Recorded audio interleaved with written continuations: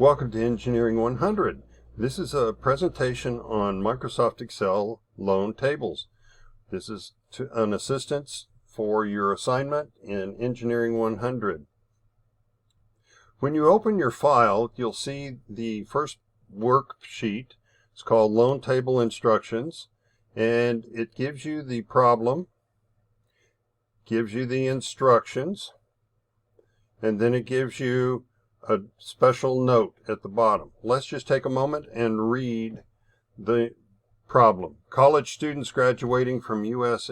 universities often have accumulated $35,000 in loans.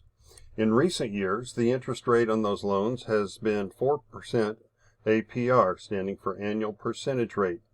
And a common repayment plan is to pay the money back over 10 years. Such a loan would have a monthly payment of approximately $354.36. So that's our problem. Let's look at the instructions. Place your name at the top of the instruction worksheet. All right, I click on the yellow, and in this case, I will put initials.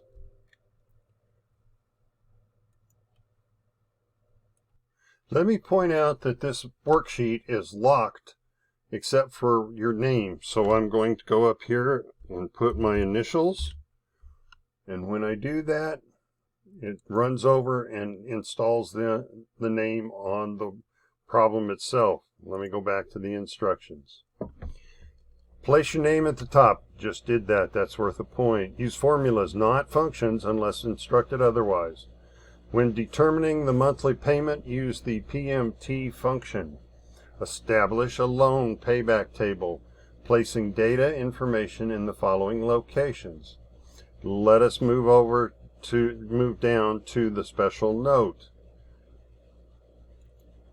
Note, not following instructions will result in not receiving points.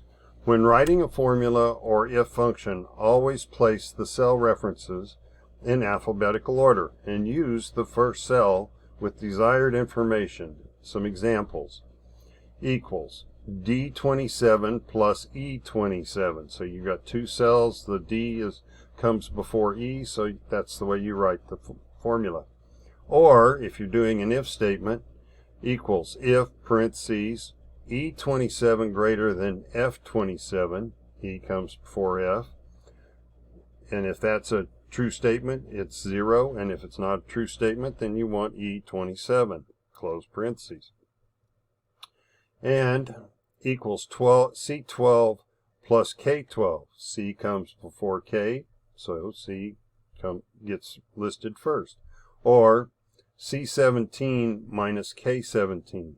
Now in this case, you're starting with C17, and you have to subtract K17. If K17 was what you were subtracting C17 from, then it would be switched. You don't have an option on that. Let's go to the loan table. We've read the instructions. We've looked at the 3 instructions at the top. Now let's start filling in our loan. Let me pause for just a second though and show you a assistance that has been installed in this particular worksheet. There are 2 lines that give you messages according to the completion of your loan table. Formula developing data missing, column payment number, title missing. So for right now, those are things that need to be done. So let's start with C12. That's the loan amount. Click on that cell. It says academic user. This is a number, not a formula. All right. What is the amount of the loan? Go back up, $35,000.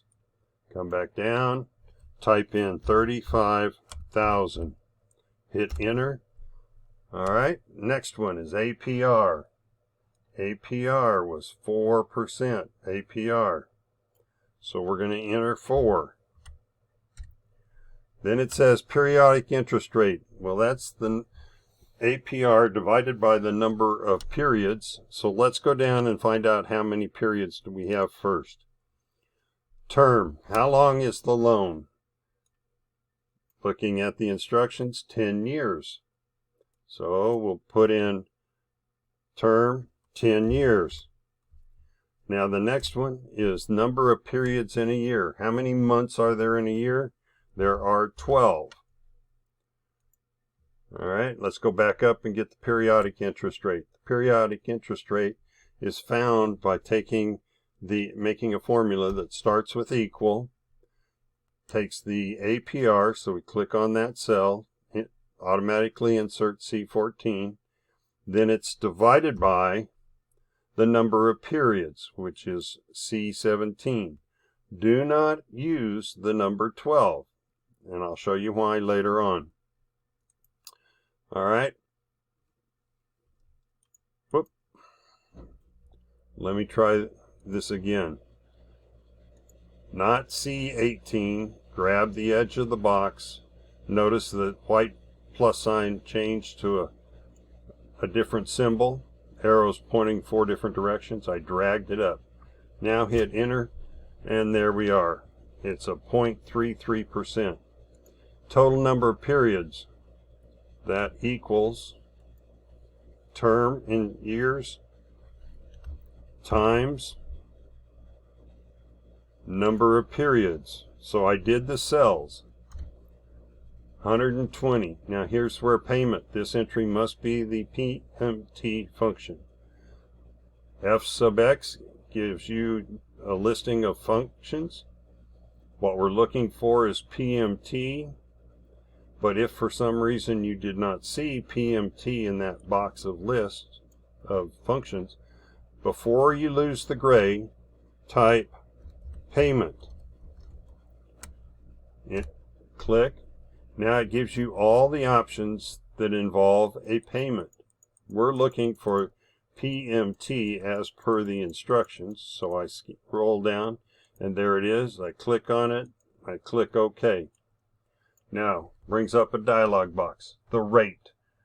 The rate is the interest rate per period for the loan. For example, use 6% divided by 4 for quarterly payments at 6% APR. However, we've already established that particular rate, and it's here in box cell C15, so we click, it enters it, gives it out to the right-hand side. Number of periods, total number of periods for the loan. That is calculated, and it is cell C18, so we click on that, and PV is the present value. That's the total amount that a series of future payments is worth now. So for us, that's $35,000. We click on C13. Click OK.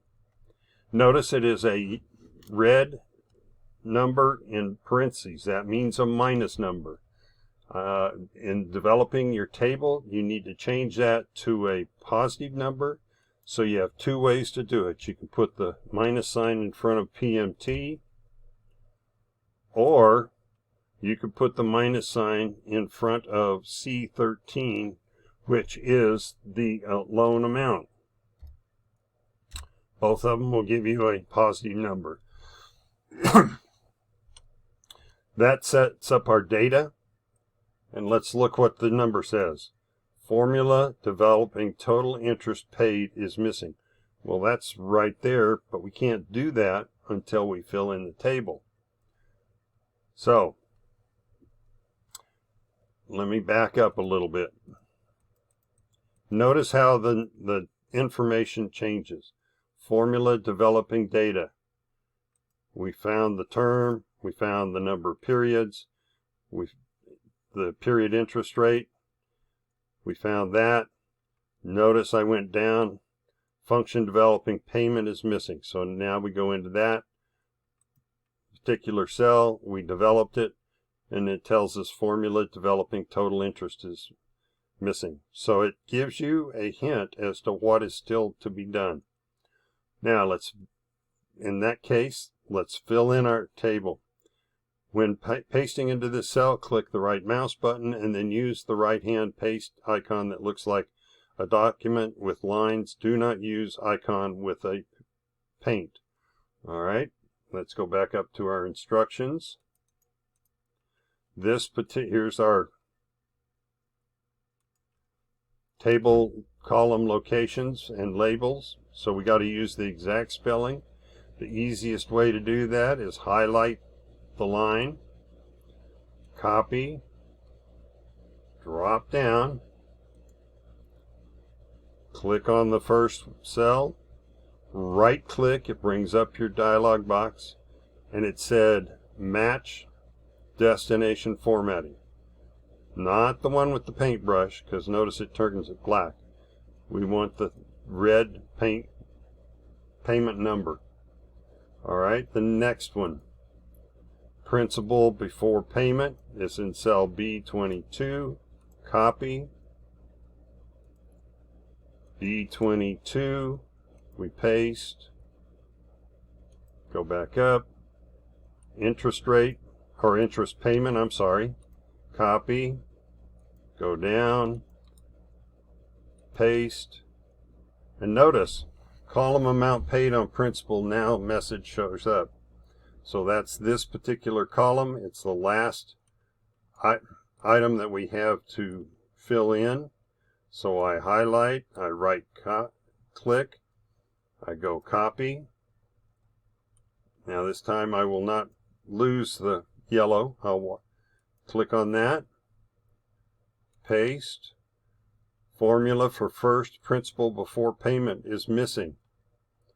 Well, what is the principal before payment? In this particular case, it is the amount of the original loan. So we're going to link this cell to the loan amount cell. Equals. Click on that particular cell, which is C13. Enter. It says formula developing interest payment is missing. At this point, I would like to turn it over to my co-teacher, and he's going to do a little bit of instruction on absolute values. Now what we need to do is we need to calculate the interest rate. So before we do that, I want to explain the difference between relative cells and absolute cells. So I'm going to switch here to my tab that I created for you. It's called Video Presentation. So I'm going to switch. You won't be able to do so, so you just get to watch. So I've created a couple of tables here. And I've got payment number 1 through 4 and payment number 1 through 4. And I've got something that says relative, and I've got one that says absolute. So what I want to do is I want to take this 45,000 and I want to multiply by 4%. And I want to put the answer here. And then I want to take the 20,000, multiply by 4%, and put the answer here, and so on and so forth. So let me do the first one. So I'll click equals. I'll click on the 45,000. I'll put an asterisk in, and I'll click on the 4%. And what did I get? Well, 1,800 is the correct answer. Okay. We know that Excel has some smarts built into it, and when you take and you copy a formula, it'll automatically fill these in. And what I want it to do is I actually want it to multiply by 4% every time. So let me copy. And you can see that I got zeros. Because when I incremented from here to here, I incremented from here to here. So let me show you the cell formula. So this one right here takes the contents of B6, which is the 45,000, and it multiplies by F3, which is the 4%. This cell right here takes the contents of B7, which is correct, and it multiplies by F4. So it went down to an empty cell, and so on and so forth. So this is an empty cell. It's basically a 0. This is a 0, and this is a 0. And so what we want to do is we actually want to hold this 4% constant. And we can do that by entering these cell locations just a little bit differently. So let me turn the cell formulas back off. And I'll move here and I'll select this right here. And I'll create a formula that will actually work now. So I'm going to hit the equals button. I'm going to click on the 45,000 just as I did before. I'm going to put the asterisk in. And I'm going to click on the 4%. And if we look at the formula up here at the top, it's still the same formula we had before, but what I want to do to hold F3 constant is I want to put a $sign before the F and a $sign before the 3. Now you can click with your mouse and you can enter them, or you can click with your mouse and simply tap the F4 key and it'll put the $signs in there for you automatically. Now I'll hit the enter button. I get a 1,800 just as I did before. And now when I copy this, I get the appropriate numbers, and let me show you the cell formula. So I'm holding the control button down, and I'm going to tap what they call the tilde key, so control and tilde. And you can see that it's F3, F3, F3, and F3. So far, so good. So I'll get rid of the cell formulas. I'll hold the control button down. I'll tap the tilde key. I'm going to switch back to the loan payment table. Now that you've seen how to do relative and absolute formulas, let's make the interest rate formula. That is equal to the principal before payment, and we're going to multiply it times the periodic interest rate. So we click on that cell, and it gives us a number of 116.67. However, if we were to copy that formula down, it doesn't copy properly. So let's go back and make this an absolute. What is referred to? What cell is referred to all the time? C15. So we need to make C15 absolute. So we type in our dollar signs. Now it's absolute. Notice also, formula developing amount paid on principal is now your message up at the top. So we go to amount paid on principal. That is equal to your monthly payment, which is C19 minus your interest rate. Again, we're going always back to the payment, so that needs to be an absolute. Dollar sign, dollar sign. Now balance, notice it says formula developing balance is missing. So that's a straightforward formula. It equals to principal before payment minus amount paid on principal. Now we can go down to the payment number. Must be, let me move down a little bit. Notice it also says formula linking prior period with balance missing. Let's go to that one. So the payment now for payment number 2 is the previous balance. Also, formula developing period is missing. So we'll click on that one. It's equal to the previous cell, which is 1, plus 1. Now it's 2. Formulas completing table are missing. Well, let's copy these 3 cells down to period number 2. Now we're at a position where we can copy all cells down. We go all the way down to the bottom, and it's highlighted for you. It automatically goes in, and you see 0 at the bottom. Go up to the top, and you see function summing interest column is missing, so that's at the bottom. So we go down to the bottom. That is that column. At this point, you can also use the auto sum. So we hit auto sum. Notice that it gives you a negative number. We do not want that. So we copy this over. It says 35. At this point, we need to know, it says table cells contain correct formulas. So we're done there. Formula developing total interest paid is missing. So we click on that, and this is a straight link. Notice your note says only link this cell to the cell at the bottom of the table. Do not use the sum function. So I will go equals, go to the bottom, click on the sum of interest. Now my note says formula developing total paid on loan is missing. Well, that is the total loan. Oops, got to start with an equal sign. Click on the total loan. Then it is plus the total interest. Basic loan data has been developed. Therein, your formula, your tables have all been completed. Let's see what the grading is. So let's move back to instructions. When we look at the instruction worksheet, we see the instructions. The instructor has a hidden set of cells, but when he unlocks them, we scroll down and we see that the grade is 58 out of 60. That says that this particular student did a sum C25 to C140 for J12. Let's go back to the table. That was the C20, and that is where they put in a sum instead of a link. So let's change it back to a link. Click on that at the bottom. Go back over to the grading. Notice it is now showing as correct. That is the way the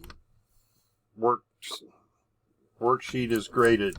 Has some wrong cells listed for those answers, and that will be correct. You'll see that corrected on your when you get yours graded.